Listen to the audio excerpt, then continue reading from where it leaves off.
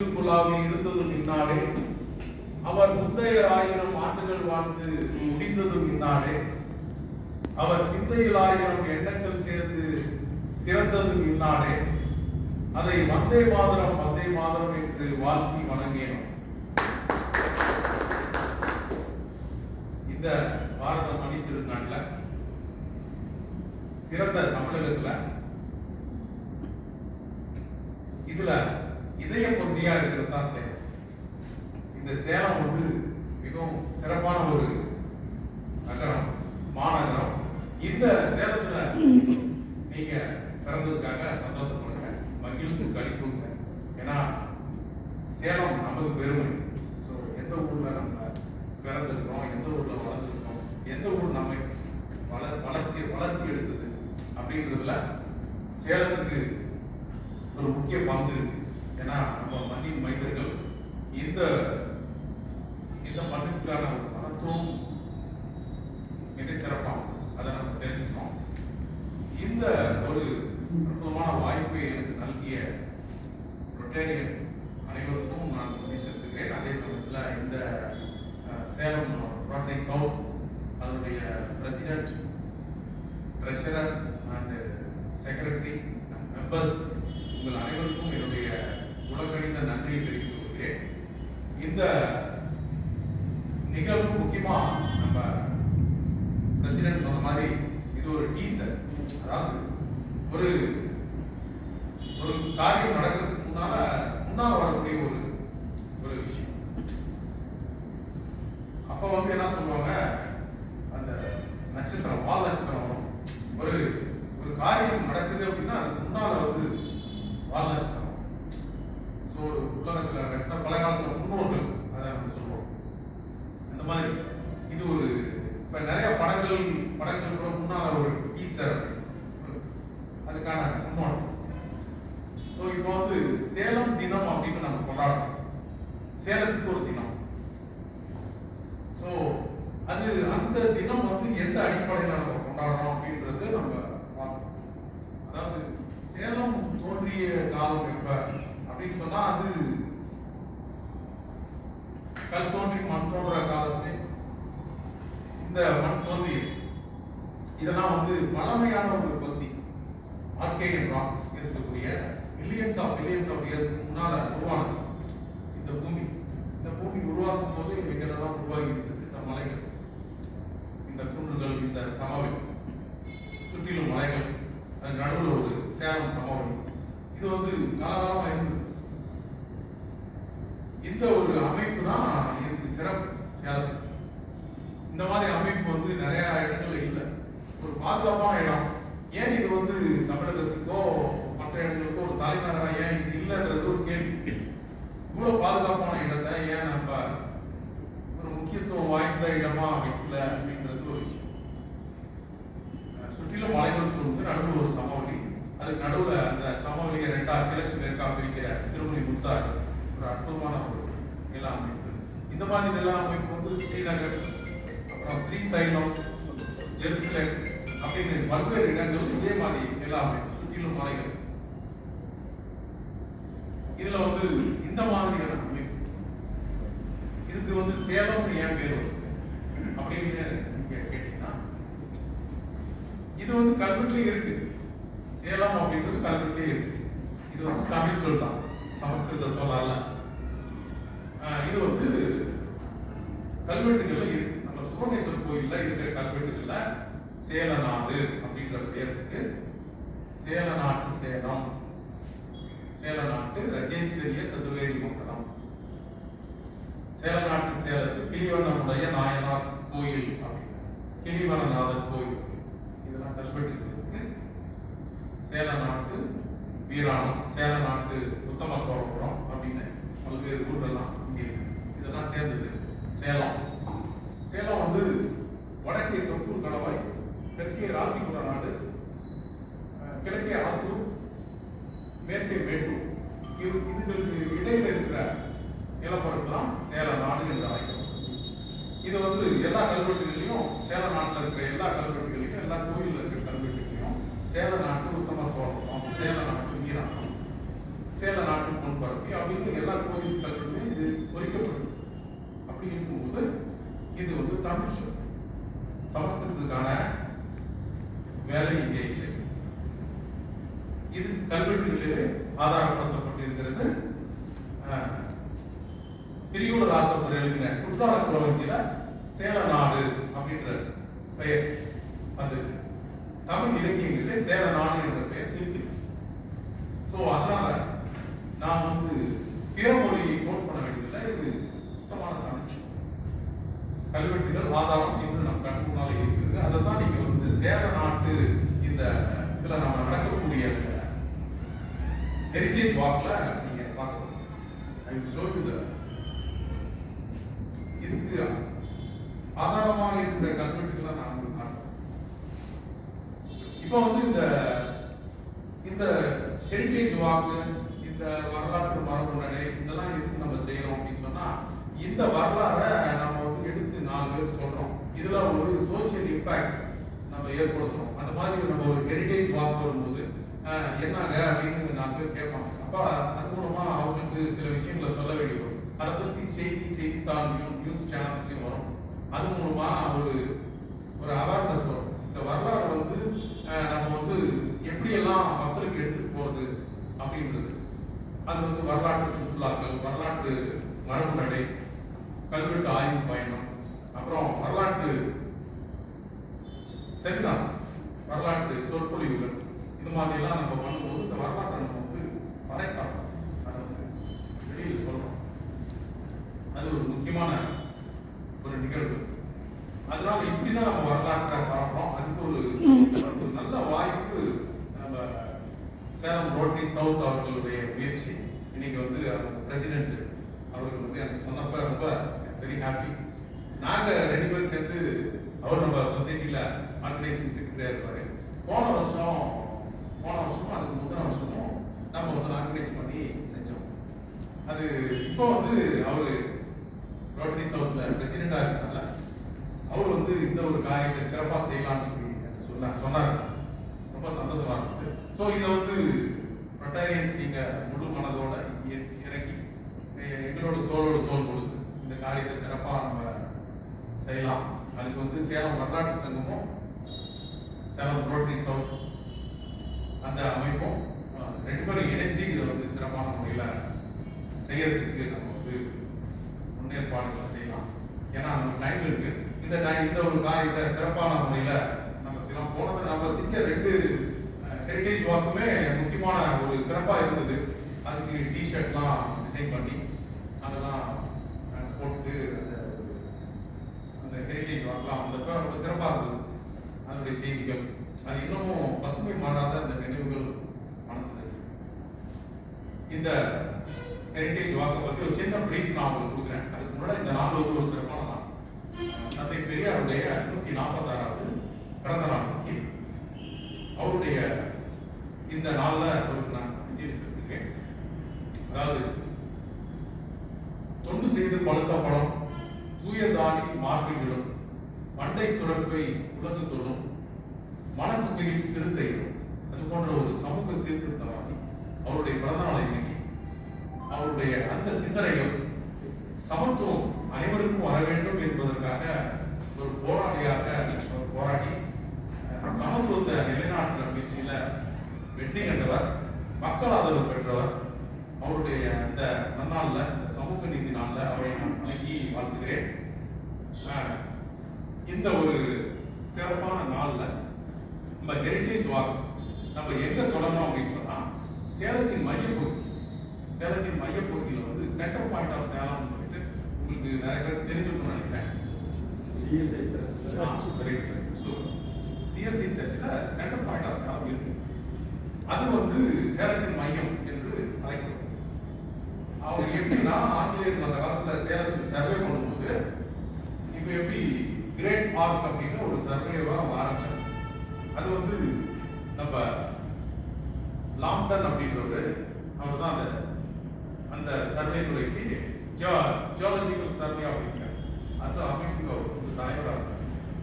அப்போ வந்து அவங்க பண்ணும்போது சென்ட் தாமஸ் மவுண்ட்ல இருந்து ஆரம்பிச்சு அது இந்திய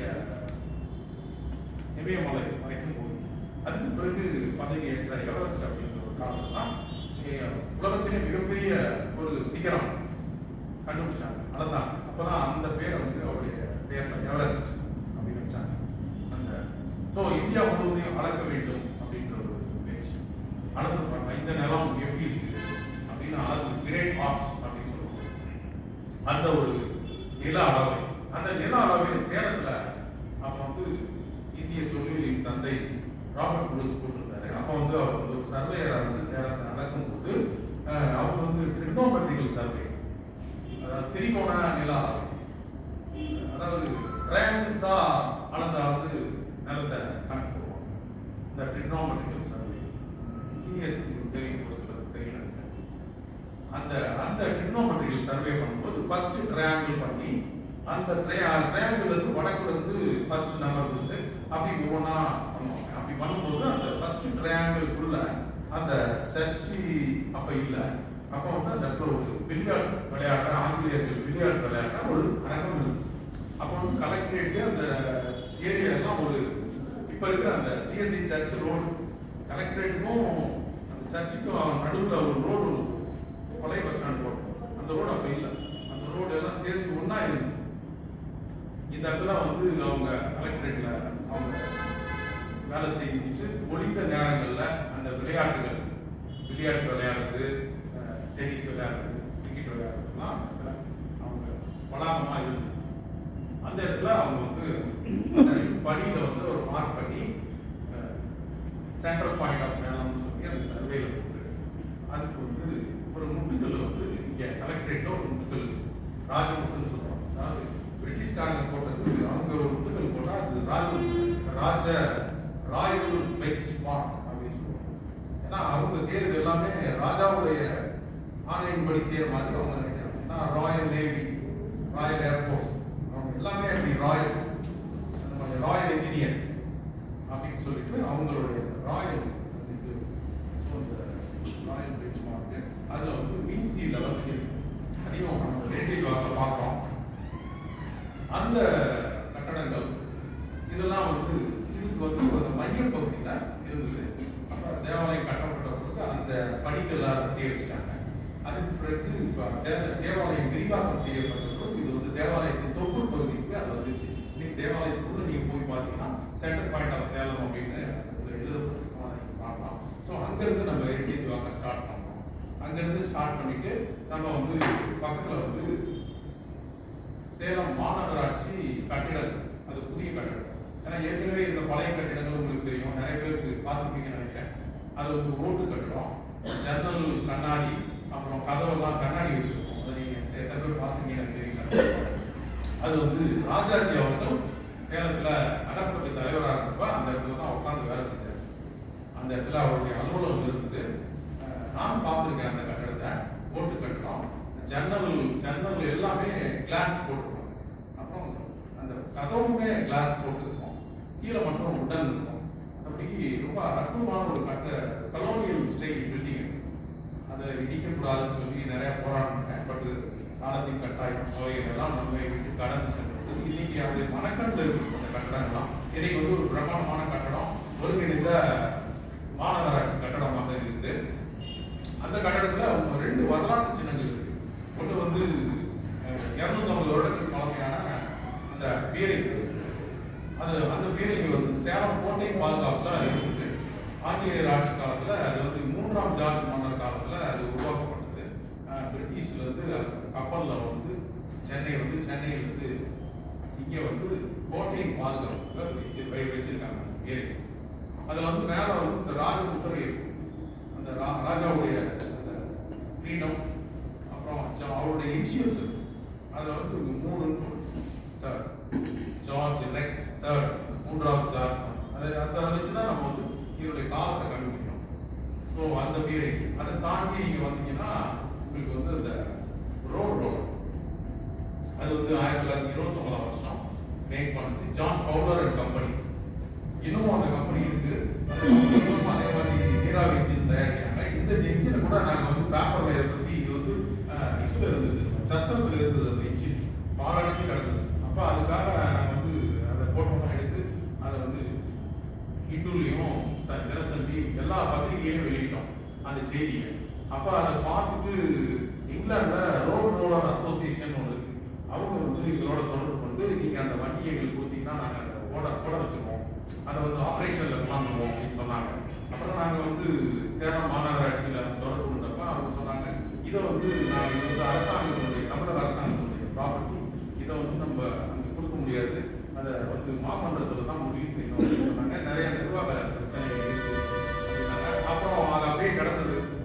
நாங்களும் தொடர்ந்து வலியுறுத்தணும், அதை பாதுகாக்கணும் அப்படின்னு சொல்லிட்டு அப்புறம் இந்த புதிய கட்டடம் கட்டப்படும் பொழுது அந்த ரோட் ரோலரை ரிப்பேர் பண்ணி அதில் இழந்து போன அந்த சாதனங்கள் எல்லாம் திருப்பி மீண்டும் புதுப்பிச்சு அதை ரெஸ்டோர் பண்ணி கொண்டாந்து இங்கே அழகாக நிறுத்தியிருக்கிறாங்க. ஆனால் முக்கியமான பார்ட்ஸ் எல்லாம் காலகட்டத்தில் கலெக்டப்பட்டு சென்று விட்டது. இப்போ வந்து அது ஒரு காட்சி பொருளாக இருக்கு. அதை பற்றியும் பார்க்கலாம். ஏன்னா அதுவும் 100 வருஷங்களை தாண்டி 100 வருஷங்களை தொடப்போகின்ற ஒரு நிலையில் இருக்கு. இதெல்லாம் வந்து இது வந்து ஒரு என்ன சொல்றது, இந்த மோட்டார் ஹிஸ்டரி எப்படி வந்து அதனுடைய இந்த மாதிரி இந்த ராணுவ தளவாடங்கள், இந்த மாதிரி பப்ளிக் ஒர்க் தளவாடங்கள்லாம் எப்படி உருவாக்கப்படுகிறது, அவைகள் எப்படி மெயின்டைன் பண்ணப்படுகிறது, எப்படி காலப்போக்கில் அவைகள் தொடர்ந்து பழமையானா கூட யூஸ் பண்ணி இப்போ வந்து இந்த ரயில் தான் பார்த்தீங்கன்னா பழைய காலத்து ரயில்ஸ் அந்த என்ஜின்ஸ் எல்லாம் திரும்பி ரெஸ்டோர் பண்ணி அவங்களை திரும்பியும் அவங்கள வந்து அந்த வண்டியில் ஓட விடுறாங்க. அந்த மவுண்டன் ரயில்வேஸ் நிறையா பழைய காலத்து ரயில் என்ஜின்ஸ் எல்லாம் இது ஒரு தனி ஃபீல்டு. அந்த மெக்கானிக்கல் இன்ஜினியர்ஸ் அந்த இதை வந்து டெவலப் பண்ணியிருக்காங்க. அந்த மாதிரி அதெல்லாம் ரெஸ்டோர் பண்ணி திரும்பியும் அதில் மீண்டும் உயிர் விடுறது. இதுதான் நம்ம செய்கிற வேலை. ரெஸ்டோரேஷன் அப்படின்றது உயிர்ப்பிக்கிறது. ஒரு உயிரிழந்து போயிருக்கிற நிலையை வந்து உயிர்ப்பிக்கிறது. ஒரு பழைய கட்டடம் அதை வந்து அழிந்து போன நிலையில் இருக்கும், அதை திரும்பியும் ரெஸ்டோர் பண்ணி அதை திரும்பியும் மீண்டும் அதே நிலைக்கு கொண்டாடுறது. அந்த மாதிரி விஷயங்கள்லாம் இருக்கு வரலாற்றில். ஹெரிட்டேஜ் ரெஸ்டோரேஷன் அதெல்லாம் நிறைய விஷயங்கள் உங்களுக்கு தெரியும் நினைக்கிறேன். அப்புறம் அந்த 2 கட்டடத்தை தாண்டி இங்கே கலெக்டரேட்டுக்குள்ள வரும்போது உங்களுக்கு தெரியும் 2008ஆம் வருஷம் சேலம் மாவட்டத்தினுடைய கலெக்டர் அலுவலகம் இடிக்கப்பட்டது. அந்த சமயத்தில் அது இடிக்கக்கூடாது, அது மிகவும் பழமையான கட்டடம்னு சொல்லி நாங்கள் போராடினோம். அப்போ வந்து அந்த கட்டடத்துக்குள்ள வந்து ரோஸ் வுட் அப்படின்ற ஒரு மரமும், பிளாக் வுட் அப்படின்ற மரமும், அப்புறம் டீ வுட் அப்படின்றதும் இருக்கு. ஏன்னா அதுக்காகவே அந்த கட்டடத்தை இடித்தார்களோ என்பது தெரியல. அந்த கட்டடம் வந்து ரொம்ப பழமையான இந்த மாதிரியான மர உத்தரங்கள் உடையது. பர்மா டீக் அப்படின்றது அந்த காலத்தில் பர்மாவை போய் ஆங்கிலேயர் கைப்பற்றினோன்னா காடுகளில் தானாகவே வளர்ந்துருக்கக்கூடிய முதிர்ந்த மரங்களை அவங்க வந்து வெட்டி அதை எடுத்து வருவாங்க. அது ரொம்ப ஃபேமஸான, பெரும்பாலும் நம்முடைய பழைய காலத்து கட்டடங்கள் எல்லாத்துலேயுமே இந்த பர்மா டீக் இருக்கும். அப்புறம் பிளாக் வுட் அப்படின்றது ஒரு ரேர் வுட். அந்த வுட்டில் அந்த இதில் கலெக்டர் அலுவலகத்தில் நிறைய கட்டுமானங்கள்லாம் இருந்தது. ஸ்டேர் கேஸ், கலெக்டர் ஏறி போகிற ஸ்டேர் கேஸ், அவங்க உட்காந்துருக்கிற தரைத்தளமே வந்து உடன் இதில் தான் இருக்கும். நடந்து போனாவே அந்த சத்தம் கேட்கும். அப்புறம் அதனுடைய அந்த ரெயிலிங்ஸு, அந்த நாப்ஸ் எல்லாமே மரங்களால் செய்யப்பட்டது. ரொம்ப அற்புதமான ஒரு கலைநயத்தோட அவங்க செஞ்சிருந்தாங்க. அந்த கட்டடத்தை இடிக்கும் போது அதை வீடியோ கூட நாங்கள் கேட்டுட்டோம். அது எந்த அளவுக்கு நம்ம பண்ணாங்கன்னு தெரியல. பட் அதெல்லாம் இடிப்பு நகர்த்தப்பட்டது 1806ஆம் ஆண்டு. இந்த கலெக்டர் அலுவலகத்துக்கு வருவதற்கு அங்கே முன்னால ஒரு குதிரை லாயம் இருக்குது. அப்பெல்லாம் கலெக்டரேட்டுக்கு வேற விஷயமா வர்றவங்க குதிரையில வந்து இன்னைக்கு எப்படி நீங்க சைக்கிள் ஸ்டாண்டு, 2 வீலர் ஸ்டாண்ட்ல வண்டியை எல்லாம் இது பண்ணிட்டு போய் வேலையை பார்த்து திருப்பி வண்டி எடுத்துட்டு வரீங்களோ, அதே மாதிரி அந்த காலத்துல எல்லாரும் குதிரை வச்சிருந்தாங்க. குதிரை வண்டியில் வருவாங்க, குதிரையில வருவாங்க. குதிரையை வந்து இங்க லாயத்தில் ஒப்படைச்சிட்டு அதை பார்த்து ஒரு பராமரிக்கிறவர் இருப்பார். அதுக்கு வந்து 1806 சொல்லி ஒரு குதிரை லாயம் அப்படின்னு ஒரு கல்வெட்டு இருக்குது. அது வந்து அவங்க இடிக்கும் போது அதெல்லாம் இடிச்சு நறுக்கிட்டாங்க. அதை மீட்க முடியல. ஒரு 3 கல்வெட்டுகளையும் ஒரு மணியையும் நாங்கள் மீட்டோம். அந்த மணி வந்து தீ அபாய அறிவிக்கும் மணி. அதாவது அந்த ஆவண காப்பதுக்கு முன்னாடி இருக்கும் அந்த மணி வந்து அதாவது என்னன்னா ஒரு அந்த காலத்துல தீயணைப்பு துறையெல்லாம் இல்லை. அப்போ வந்து அந்த ஆவண காப்பகத்தில் ஏதாவது ஃபயர் ஏற்பட்டா உடனே அந்த மணி அடிப்பாங்க. உடனே எல்லாம் ஓடி வந்து அந்த தீயை அணைக்கிறதுக்கான ஒரு ஏற்பாடு அந்த தீயணைப்பு அபாய அறிவிப்பு பணி கொண்டு இருந்தது. இதெல்லாம் நாங்கள் வந்து கலெக்டருக்கு சொல்லி மீட்டு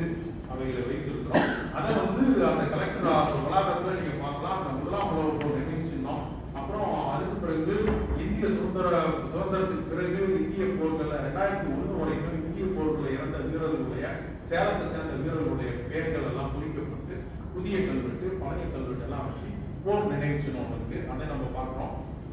அதுக்கு பிறகு பக்கத்துல ஒரு பீரங்கி ஒன்று நின்றுட்டு இருக்கு. T-55 1971 வருஷம் பங்களாதேஷ் போர்ல, பங்களாதேஷ் விடுதலை போர்ல, இந்தியாவுக்கும் பாகிஸ்தானுக்கு ஏற்பட்ட ஒரு மிகப்பெரிய போர்ல அந்த டேங்க் வந்து, அதாவது ரஷ்யாவுல உற்பத்தி செய்யப்பட்ட அந்த ரஷ்யன் மேடு T-55 டேங்க், அந்த டேங்க் வந்து அந்த போர்ல மிகவும் முக்கியமான பங்காற்றியது. வெற்றியை வாங்கி தந்த அந்த வாகனம், அந்த பீரங்கி, அது வந்து இராணுவத்தின் மேல் மக்கள் இளைஞர்கள் ஒரு பிரியம் ஏற்படுறதுக்காக நம்ம வந்து சேலம் மாவட்டத்தின் முதல் கலெக்டர் ரோகிணி அப்படின்னு சொல்லி பெண் கலெக்டர் ரோகிணி அவங்க பீரியட்ல அந்த பீரங்கியை வந்து எஸ்டாப்ளிஷ் பண்ணி எடப்பாடி பழனிசாமி அவர்களுடைய காலத்தில் அவர் வந்து திறந்து வச்சிருக்காரு. அதையும் நம்ம பார்க்கிறோம். அப்புறம் வந்து அந்த இடத்துல இன்னும் பக்கத்துல வந்து ஒரு மீன்சி லெவல் பாயிண்ட், நான் ஏற்கனவே சொன்ன அந்த சேலம் அந்த மையப்பகுதி, அந்த சர்வே பாயிண்ட், அதுக்கான ஒரு ஆதார கல்வெட்டு தான் அது. அந்த கல்வெட்டுல வந்து சேலம் வந்து கடல் மட்டத்துல இருந்து 918.258 அடி உயரம் இருக்குது அப்படின்றத அந்த கல்வெட்டுல குறிக்கப்பட்டிருக்கிறது. அந்த அந்த பாயிண்ட், அதனுடைய வேற ஒரு பாயிண்ட் இருக்கும். இந்த top of the point is 918.288 above the mean sea level அப்படின்றது அங்க அறிவிக்கப்பட்டிருக்கிறது. அது இது வந்து கலெக்டரேட் வந்து இடிக்கப்படும் பொழுது இதை அவங்க வந்து இடித்து நவுத்து இதை போயிடுவாங்கன்னு சொல்லி இதை பாதுகாக்கணும்னு சொல்லி இது இடம் மாறக்கூடாதுன்னு சொல்லி நான் கேட்டுட்டோம். அந்த இடம் ஆங்கிலேயர் காலத்துல எப்படி அந்த இடம் வைக்கப்பட்டதோ அந்த இடத்த கொஞ்சம் கூட மாற்றக்கூடாது. எது கொஞ்சம் மாற்றினாலும் அதனுடைய அந்த டீட்டெயில்ஸ் அந்த மீன் சி லெவல் மாறிடும். அப்போ வந்து நீங்க அதுக்கு கலெக்டரேட் கட்டப்பட்ட பிறகு அந்த நிலமட்டம் உயர்ந்துச்சு. இப்போ வந்து அதை நிலமட்டத்துக்கு திருப்பி தூக்கி வச்சாலும் அதனுடைய மீன் சி லெவல் மாறிடும். அதனால அதை தொட்டி போல கட்டி இன்ஜினியர்ஸ் வந்து மழை தண்ணி தேங்கினாலும் தண்ணிக்கு வெளியில போறதுக்கு ஒரு சிப்பான் வச்சு அதை அழகா டிசைன் பண்ணி ஒரு தொட்டி மாதிரி கட்டி வச்சிருக்காங்க. அதை நீங்க பார்க்கலாம். ஸோ அது வந்து மாறாது. அது ஏன்னா அதனுடைய அடிப்படையில தான் வந்து நிறைய இடத்துக்கு வந்து சர்வே பாயிண்ட்ஸ் எல்லாம் கொடுத்து சர்வே நம்பர்லாம் கொடுத்துருக்காங்க. அப்போ வந்து அவங்க அந்த இடத்துல முதல் சர்வே போட்டு ஃபர்ஸ்ட் ட்ரையாங்கிள் போட்டோம்னா அங்கிருந்து முதல் அளந்து நேரம் வடக்குல இருக்கிற ஒரு இடத்துக்கு நம்பர், அதான் ஃபர்ஸ்ட் டவுன் சர்வே நம்பர் 1. அது வந்து இந்த கல்லறை போட்டோம். உங்களுக்கு தெரியும் சேலம் ஓல்டு ஆங்கிலிகன் செமெட்ரி, பிரிட்டிஷ்காரங்களுடைய சமாதிகள் இருக்கிற இடம். அந்த இடத்துக்கு அவங்க வந்து நம்பர் 1 டவுன் சர்வே நம்பர். இப்போ மாறிடுச்சு. ஆனால் கொஞ்ச காலம் வரைக்கும் அந்த டவுன் சர்வே நம்பர் 1 அதுதான். அதுல இருந்து தான் 2, 3, 4 அப்படியே பல்வேறு இடங்களுக்கு அவங்க நம்பர் கொடுத்துருக்காங்க. இதை பார்த்துட்டு நம்ம வந்து அப்படியே வரும்போது நம்ம இந்த வழியா வரோம், பிரெட்ஸ் ரோடு வரும். பிரெட்ஸ் ரோடு வரும்போது பிரெட்ஸ் ரோடை பத்தி நம்ம தெரிஞ்சுக்கணும். ஏன்னா பிரெட்ஸ் ரோடு அப்படின்னு சொன்னா அது என்ன அப்படிங்கிறது நம்ம தெரிஞ்சுக்கணும். பிரெட்ஸ் ஹாரி அகஸ்டஸ் பிரெட்ஸ் அப்படின்னு ஒரு கலெக்டர் சேலத்துல வந்து 1853ஆம் ஆண்டுல இருந்து 1862ஆம் ஆண்டு வரைக்கும் ஏறத்தாழ 10 ஆண்டுகள் சேலம் மாவட்டத்தினுடைய கலெக்டரா இருந்தாரு. அவருடைய காலத்துல முக்கியமான நிர்வாக வசதிகள், அதாவது இன்னைக்கு நம்ம சொல்ற சமத்துவ புறங்கள், அதுக்கெல்லாம் முன்னோடியா அவர் இருந்தாரு. அவர் வந்து அதாவது அந்த காலத்துல சுகவாசி இனாம்னு ஒரு விஷயத்த ஆங்கிலேயர்கள் கொண்டாந்தாங்க. அதாவது இஸ்லாமியர்களுக்கும் அந்தணர்களுக்கும் தனித்தனி இட ஒதுக்கீடு, அதாவது தனித்தனியா அவங்க குடியிருப்பு, அதாவது ஏற்கனவே இருந்த அந்த என்ன சொல்றது அவங்களுக்கான அந்த அக்ரகார குடியிருப்பு, அப்புறம் அந்த என்ன சொல்றது மங்கலம் சொல்லுவோம், இந்த மாதிரி ரஜினி சதுர்வேதி மண்டலம் அப்படின்னு சொல்லி அவங்களுக்கு தனியா ஒதுக்கப்பட்ட இடங்கள். அவங்க வந்து பிரிட்டிஷ்காரன் என்ன பண்ணா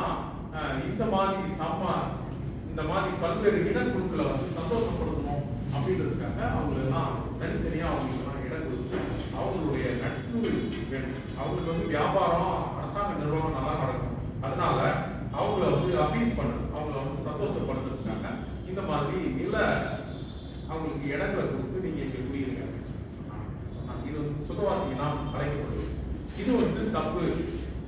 ஒரு மெட்ரோபாலிட்டன் சிட்டி, ஒரு வளர்ந்து வரக்கூடிய எதிர்காலத்தை நோக்கி வளர்ந்து வரக்கூடிய ஒரு நகரமயமாக்கல் நாட்கள்ல வளர்ந்து வரக்கூடிய ஒரு நகரம், ஒரு மாநகரம். இந்த மாதிரி பிரிவினைகளுக்கு உட்பட்டு அவைகள் இருக்கக்கூடாது, எதிர்காலத்தை நோக்கிய பார்வை வேணும்.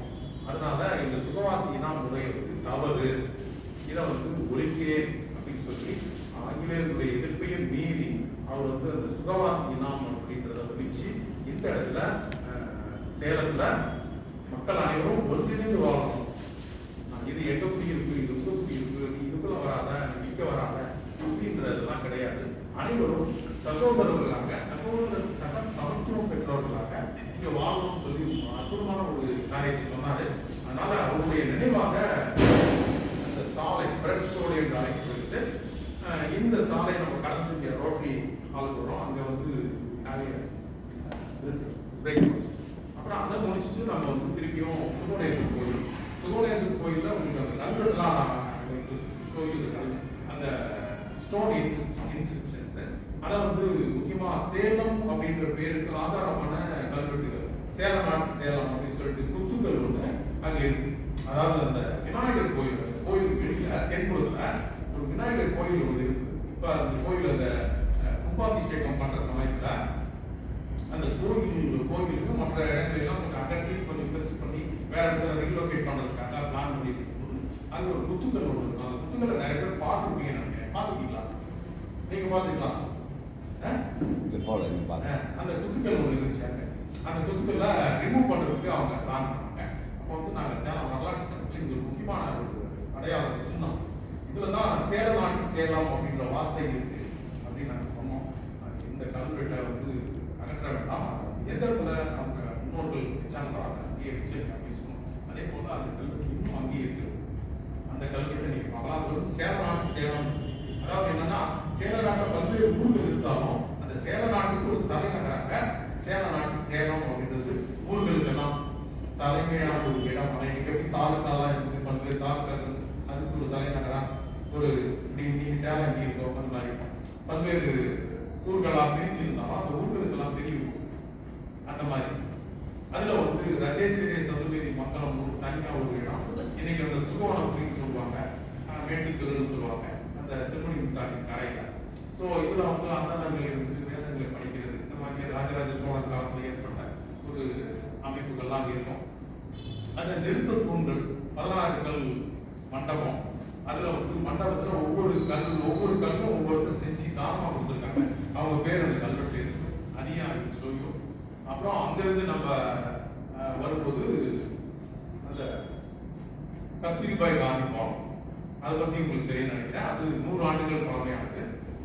அந்த கஸ்தூரிபாய் காந்தி பாலம் அப்போ வந்து சேலத்துல இருந்த குஜராத்தி வணிகர் கிருஷ்ணதாஸ் தேவ்சந்த் சேத் அப்படின்றவர் தன்னுடைய இறந்து போன மகள் நினைவாக அந்த திருமணி முத்தார் அந்த பக்கம் வாசகி மகள், இந்த பக்கம் சுப்பிரமணியேஸ்வரர் கோயில், அங்க போயிட்டு வர்றதுக்கு பாலம் கிடையாது, தண்ணிக்குள்ள இறங்கிதான் வரணும். இந்த பக்கம் போயிட்டு தான் வரணும். இப்படி போகும்போது வயதானவர்கள், கர்ப்பிணி பெண்கள் இவங்கெல்லாம் கஷ்டப்படுறதை பார்த்து ஒரு பாலம் ஒன்று கட்டினா பரவாயில்லையே அப்படின்னு சொல்லி அவர் நினைச்சு தன்னுடைய மகளுடைய நினைவாக அந்த பாலத்தை கட்டி அப்போ வந்து கஸ்தூரிபாய் அம்மையார் வந்து நான் சேலத்தில் அப்ப அவங்களுடைய திருக்கரெல்லாம் திறக்கப்பட்டது. அது வந்து 2/9/1923. அதே 100 வருஷம் கழிச்சு 2/9/2023 போன வருஷம் ஒரு நினைவு கல்வெட்டு வரலாற்று சங்கத்தின் சார்பாக அந்த இடத்துல பதிச்சு அந்த நூற்றாண்டு விழாவை கொண்டாடுறோம். அந்த ஒரு பாலத்தையும் பார்க்கணும். ஏன்னா இப்போ அந்த பாலம் வந்து ஆக்சுவலா அந்த பாலம் கிடையாது, அவங்க கட்டின பாலம் இல்லை. இருந்தாலும் அவங்க செஞ்ச அந்த சேவை வந்து அந்த கல்வெட்டுல குறிக்கப்பட்டிருக்கிறது. அதுக்கு பிறகு 1972 ஒரு பெரிய வெள்ளம் வந்து உங்களுக்கு நிறைய பேர் தெரிஞ்சுக்கணும்னு நினைக்கிறேன். அந்த வெள்ளத்துல வந்து சேலம் பகுதிக்கு நிறைய பகுதிகள் பாதிக்கப்பட்டுச்சு. அப்போ வந்து அந்த பாலம் அடித்து செல்லப்பட்டது. அந்த பாலம் வந்து அந்த நீரின் மிகையினால அந்த பாலம் அடித்து செல்ல டோட்டலா டிமாலிஷ் ஆயிடுச்சு. இப்போ திரும்பியும் ரெஸ்டோர் பண்ண கட்டப்பட்ட பாலம் தான் அது. அதனால அவங்க கட்ட பாலம் இல்லை. பட் இருந்தாலும் அவங்களுடைய சேவையை வந்து நம்ம நினைக்கணுன்றதுக்காக அந்த கல்வெட்டை அந்த இடத்துல வச்சிருக்காங்க. அது நீங்க பார்க்கலாம். அப்புறம் நம்ம அப்படியே போறோம். அப்புறம் இங்க வந்துச்சு நம்ம வந்து காந்தியடிகளுடைய நினைவு அருங்காட்சியகம், அஸ்தம்பட்டி போஸ்ட் ஆஃபீஸ். அதுல வந்து மேல வந்து காந்தியடிகள் தங்கி இருந்தார், அவர் அமர்ந்திருந்த சேர், அவர் நூல் நூற்ற அந்த ராட்டை, அவருடைய நினைவான அவர் சாப்பிட்ட தட்டு எல்லாமே அங்க இருக்கு. அது வந்து நடேசன் பண்டாரம் அப்படின்னு ஒரு சேலத்தில் வந்து அப்போ இருந்தார். அவர் சேலத்தில் மிகப்பெரிய தலைவராக இருந்தப்ப அவருடைய வீட்டில் தான் காந்தியடிகள் தங்கினார். அதாவது 1934 வருஷம் பிப்ரவரி மாதம் 14ஆம் தேதி அந்த நாட்களில் 13-14 அந்த நாட்களில் அவர் சேலத்துக்கு வந்து இங்கே தங்கி இருந்தார். அது ஒரு பெரிய வரலாறு. அந்த நிகழ்ச்சிகள்லாம் சுவையாக பல வரலாற்று நூல்களை எழுதப்பட்டார். அவங்க யார் யாரை சந்திச்சார், அந்த பகுதியில் எவ்வளோ பெரிய கூட்டங்கள் கூடியது, எப்படி அந்த காந்தி அவங்க மத்தியில் பேசினாரு. அப்புறம் அங்கே ஹோட்டலில் இருந்தது. அந்த ஹோட்டலில் போய் அவர் சாப்பிட்றது போகும்போது பெரிய கூட்டம் இருந்தது. அந்த கூட்டத்தில் வந்து யாரும் அவர் பக்கத்தில் போக முடியல. அதனால அந்த ஹோட்டலில் இருக்கிறவர் ஒரு நன்கொடை கொடுக்கணும் போது அந்த நன்கொடையை ஒரு மஞ்சள் பையை சுற்றி தூக்கி எறிந்தார் அப்படின்னு சொல்லி சொல்றாங்க. அந்த அளவுக்கு கூட்டம் இருந்ததான்னு சொல்றாங்க. அப்போ வந்து அதெல்லாம் நினைச்சுப்பாங்க.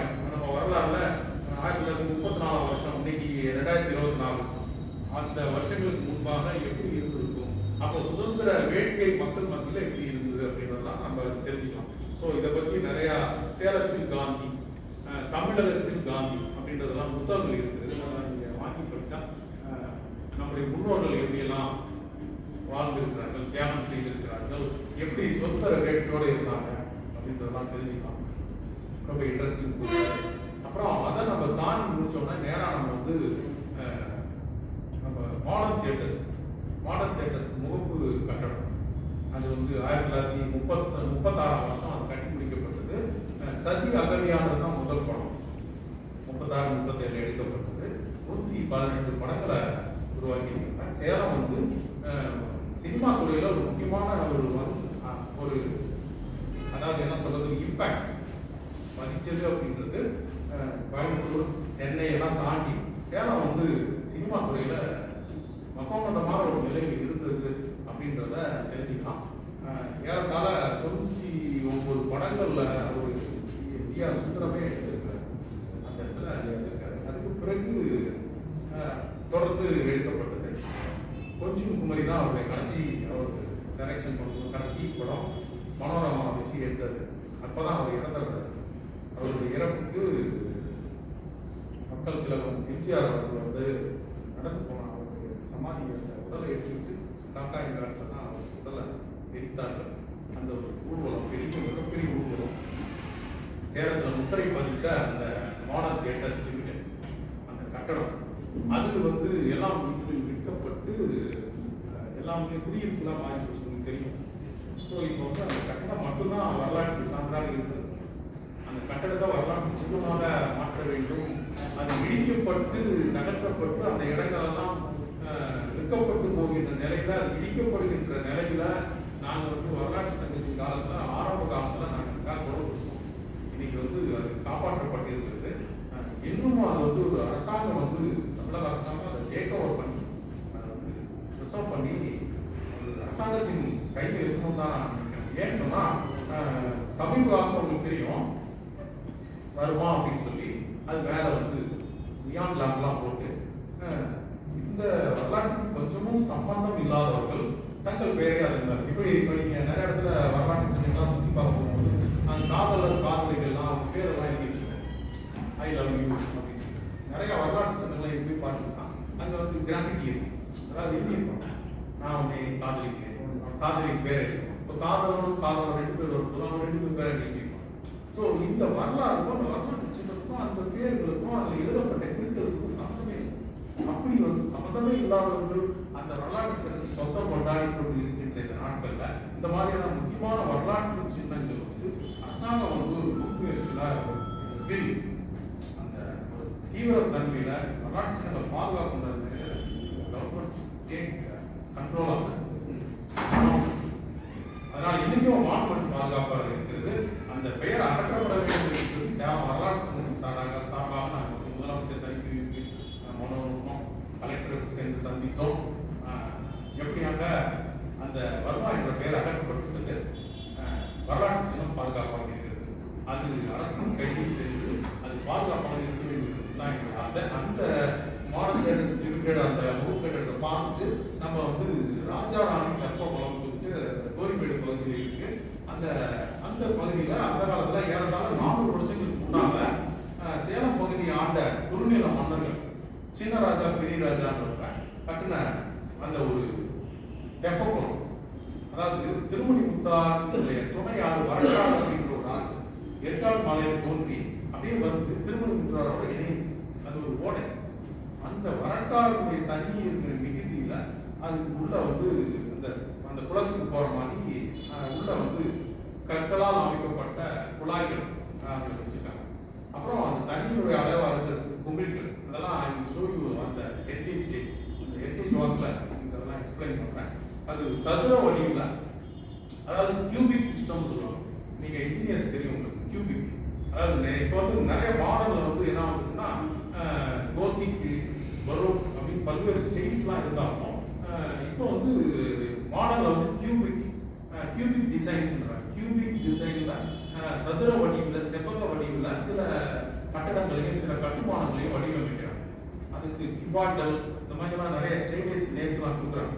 இப்போ வந்து அந்த காலத்திலே 400 வருஷங்களுக்கு முன்னாடியே சதுர வடிவத்தில் அற்புதமாக வடிவமைக்கப்பட்ட எல்லா விதத்திலையும் ஒரு விதத்திலையும் நீங்கள் மாடல் பார்க்கவே முடியாது. அந்த அளவுக்கு சிறப்பாக அதில் வந்து வடிவமைக்கிறாங்க சதுர வடிவ குளம். அதே போல தாரமங்கலத்தில் உங்களுக்கு ஒரு குளம் இருக்குது, எண்கோண வடிவ குளம். அதில் ஆக்டோகோனல் டிசைன், அதுவும் வந்து அற்புதமான இன்ஜினியரிங் மாடல். அது வந்து தமிழ்தாத்தா உபேசா அறிந்து தாராமங்கலத்துக்கு போய் அதை போய் பார்த்துருக்காரு. அவருடைய எண் சரித்திரத்தில் அது இருந்திருக்காரு. ஆமாம், அதுக்கும் வந்து அதுவும் வந்து பராமரிப்பு இல்லாமல் இருக்கு. அதற்கும் நாங்கள் வந்து அரசாங்கத்தில் கோரிக்கை வைத்து அதை வந்து இப்போ வந்து அந்த ஒரு பக்கத்துலேயே ஒரு சுகாதார வளாகம் சுற்றியும் கேட் போட்டிருக்காங்க, ஃபென்ஸ் போட்டிருக்காங்க. இதெல்லாம் வந்து எங்களுடைய முயற்சி தான். நாங்கள் வந்து தொடர்ந்து இந்த மாதிரி வரலாற்று சின்னங்களை பார்த்து அவைகளை வந்து அதே போல இந்த ராஜாராணி தெப்பக்குளமும் ஆக்கிரமிக்கப்பட்டு, அதாவது குப்பை கொட்டும் இடமாக, அப்புறமேட்டு கழிப்பிடமாக, அப்புறமேட்டு இந்த மாதிரி ஃப்ரீயாக இருக்கிற டைமில் போயிட்டு எல்லாம் வந்து உட்காந்து ஜாலி பண்ணுற ஒரு இடமாக அது இருந்தது. அந்த பாட்டெல்லாம் உழைச்சி போட்டு உள்ள காலை வைக்க முடியாது, அந்த அளவுக்கு நாஸ்தி பண்ணியிருக்காங்க. அப்போ வந்து சேலம் மாநகராட்சி அவர் ஆணையாளர்கிட்ட சொல்லி அவர் வந்து போய் பார்த்து அந்த இடத்தெல்லாம் சுற்றி கிளீன் பண்ண சொல்லி, அப்புறம் நிறையா அமைப்புகள் சேலம் வரலாற்று சங்கம், சுத்தவன கிளி அப்படின்ற ஒரு அமைப்பு, பல்வேறு அமைப்புகள் அதெல்லாம் சுத்தம் பண்ணாங்க. சுத்தம் பண்ணி அப்புறம் நாங்களும் சேலம் வரலாற்று சங்கம் சார்பாக அந்த இடத்துல வந்து ஒரு மாசில்லா தீபாவளி அந்த இடத்துல இருக்கிற அந்த இடத்துல இந்த இதில் பார்த்தீங்கன்னா ஒவ்வொரு இடத்துலையும் ஒரு முக்கோண வடிவத்தில் விளக்கு வைக்கிற மாதிரி மாடங்கள் இருக்கு. அந்த மாடங்களை விளக்குகளை வைக்கிறது, அந்த படிகள் எல்லாம் விளக்கு வைக்கிறது, 1000க்கு மேல விளக்குகளை மட்டும் வச்சு ஒரு மாசில்லா தீபாவளியை கொண்டாடணும். அந்த வரலாற்று சின்னம் பாதுகாப்பாக பண்ணணுன்றதுக்காக ஒரு அவேர்னஸ்க்காக பண்ணோம். அது நல்லாவே ஒர்க் பண்ணிச்சு. அதுக்கு பிறகு மாநகராட்சி முயற்சியில் அதை சுத்தம் பண்ணி சுற்றியும் காம்பவுண்ட்லாம் போட்டு வேலியெல்லாம் போட்டு பாதுகாப்பு அதை நீங்கள் பார்க்கலாம். அதுக்கு பிறகு நம்முடைய கடைசி லாஸ்ட் லெக் ஆஃப் அந்த ஹெரிட்டேஜ் வாக் வந்து நம்ம 60 அடி பாலம், ஏற்காட்டு அடிவாரத்தில் 60 அடி பாலம், அதுதான் ஃபர்ஸ்ட். அந்த பாலம் வந்து 1904 வருஷம் கட்டப்பட்டு முடிஞ்சது. அதுக்கு வந்து பார்த்தீங்கன்னா குருதாஸ் ரிச்சர்சன் ஸ்டீல் அப்படின்னு சொல்லிட்டு 1903 வருஷம் பாம்பேயில் அந்த இரும்பு கேர்டர்ஸ் எல்லாம் ப்ரிப்பேர் பண்ணி செஞ்சு அதை எடுத்து வந்து கேர்டர்ஸ்லாம் பதிச்சிருக்காங்க.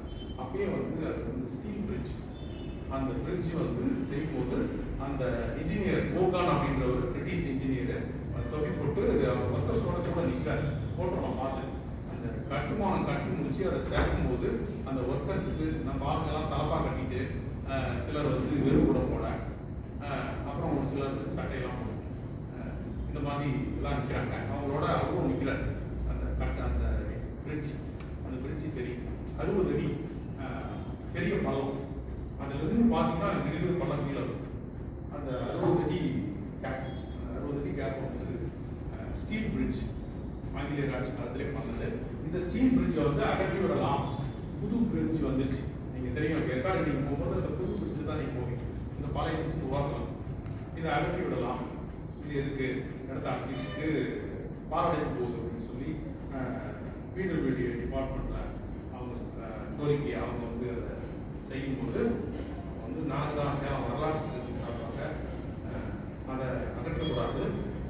அது ஒரு வரலாற்று சின்னம் 1904 கட்டப்பட்டு இன்றும் பத்திரமாக இருக்கிறது. அதை வந்து இன்னும் மெயின்டைன் பண்ணிருந்தா இன்னும் நல்லாவே இருக்கும். ஆனால் மெயின்டைன் பண்ணல. மெயின்டைன் பண்ணாததுமே நல்லா இருக்கு. நிறைய அந்த அயன் இம்ப்ளிமெண்ட்ஸ்லாம் நிறைய வந்து மிஸ்ஸிங் ஆகிருக்கு. அந்த இதை வந்து நீங்கள் வந்து ரெஸ்டோர் பண்ணணும், அவைகளை பாதுகாக்கணும் அப்படின்னு சொல்லி நாங்கள் மனு கொடுத்தோம். அதை அகற்றப்படக்கூடாதுன்னு சொன்னோம். அதை ஏற்றுக்கொண்டு வீடு டிபார்ட்மெண்ட் தமிழக அரசும் அதை வந்து இன்னமும் காட்சி பொருளாக வச்சுருக்காங்க. நான் சொன்னால் அதை பற்றி வரலாறு ஒரு போர்டு மாதிரி வச்சுருக்கேன். ஏன்னா அது இது வந்து நம்முடைய அதாவது இந்த வரலாற்று சாட்சிகள் இருக்கலாம். சேலம் அதாவது ஏற்காட்டுக்கான சாலை போக்கு அது வந்து 1872 வருஷத்துல இருந்து அந்த பணிகள் நடந்துட்டு இருக்கு. பிரெஞ்சு இன்ஜினியர்ஸ் வந்து இந்த ஏர்பின் பெட்ஸ் எல்லாம் வச்சு எப்படி ஏற்காடு மலைக்கு போகிறது இது வந்து பழைய அவங்களோட ஒரு தொடர் முயற்சி தான். இன்ஜினியர்ஸ் வந்து எப்படி வந்து கிரேடியண்ட்டை குறைச்சி எப்படி வந்து வாகனத்தை மேலே எடுத்துட்டு போகிறது அப்படின்றதுக்கான ஒரு திட்டங்கள்லாம் 1872 1904 இந்த பணிகள் சாலை போடுறது, அப்புறம் இடிக்கிறது, திருப்பி மாற்றுறது. அப்போ வந்து இந்த பிரெஞ்சு இன்ஜினியர்ஸ் தான் இந்த ஏர்பின் பெட்ஸ் அதாவது கொண்டை ஊசி வலை மாற்றி போட்டு அந்த சரிவை வந்து கிரேடியண்ட்டை குறைச்சி மேலே வசதியாக போகிற மாதிரி ஏற்பாடுகள் பண்ணாங்க. இந்த அற்புதமான திட்டங்கள்லாம் அவங்க செஞ்சுருக்காங்க. அதோடைய சாட்சிகள் தான் இன்றைக்கி இந்த வரலாற்று சின்னங்களாக இருக்குது. இந்த 10 இடங்களை நம்ம வந்து இந்த ஹெரிட்டேஜ் வாக்கில் பார்த்தோம். இந்த ஒரு சிறப்பான ஒரு இதை வந்து ஒரு முன்னோட்டமாக நான் சொல்லிட்டேன். இந்த ஒரு இதை வந்து நீங்கள் அன்றைக்கு வந்து ஆர்வமாக வந்து இந்த வரலாற்று இந்த மரபு நடை நீங்கள் வெற்றி அடைச்சிடணும். இதுக்கான ஏற்பாடுகளை நம்ம தொடர்ந்து செய்யணும். சேலம் வரலாற்று சங்கம், சேலம் ரொட்டரி சவுத், அப்புறம் அதனுடைய தலைவர், உங்களுடைய ரொட்டேரியன்ஸ் ஆஃபீஸ் பேரர்ஸ் எல்லாருமே இதை இணைந்து இது சிறப்பான முறையில் செஞ்சு சேலத்தின் பெருமையை உலகறிய செய்யணும் தான் எங்களுடைய வேண்டுகோள். இந்த நல்ல வாய்ப்புக்கு நன்றி கூறி இடம் சார்கிறேன். நன்றி.